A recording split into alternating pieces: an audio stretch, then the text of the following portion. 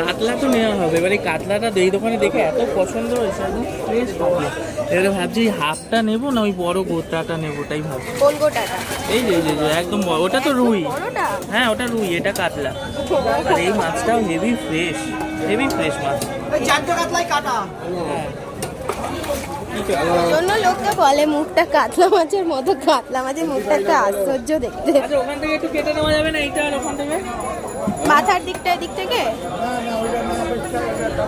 না এটা তো নেবই। মাথার দিক থেকে?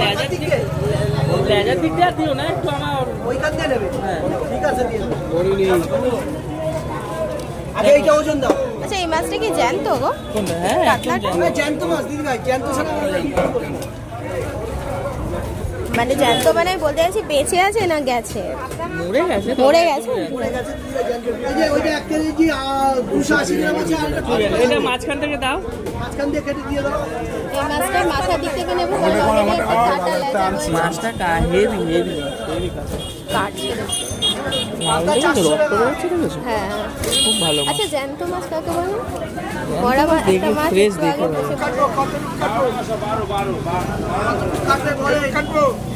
হ্যাঁ তেলাপিয়া কত করে? তেলাপিয়া 180 টাকা রাখবো।